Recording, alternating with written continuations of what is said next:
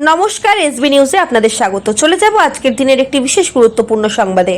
ঝাড়গ্রাম হাসপাতালে চালু হতে চলেছে 10টি বেডের ডায়ালিসিস ইউনিট। উপকৃত হবেন জেলার প্রান্তিক মানুষজন। ঝাড়গ্রাম মেডিকেল কলেজ হাসপাতালে এবারে চালু হতে চলেছেন বহু প্রতীক্ষিত ডায়ালিসিস ইউনিট।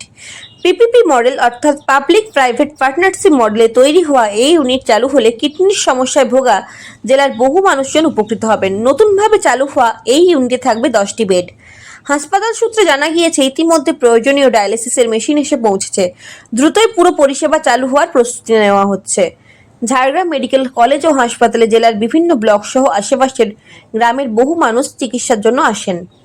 কিডনির সমস্যায় আক্রান্ত হওয়া বহু রোগী এখানে এসে পৌঁছলেও এতদিন ডায়ালিসিসের জন্য তাদেরকে কলকাতা বা অন্য কোনো হাসপাতালে যেতে হতো। এতে সময় ও খরচ দুয়েরই চাপ বেড়ে যেত রোগী ও পরিবারের ওপর।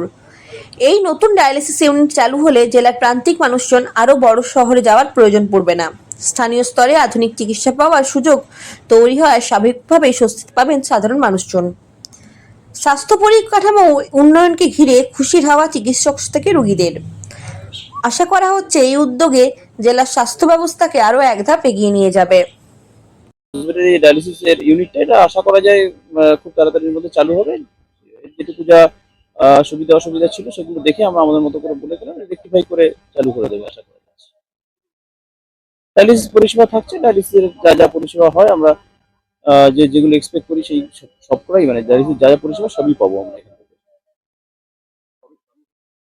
এইটা একটু বলা খুব মুশকিল, এটা হসপিটাল অথরিটি বলতে পারবে। ডক্টর অতনু পাল, অ্যাসোসিয়েট প্রফেসর, নেফ্রোলজি, এসএসকেএম।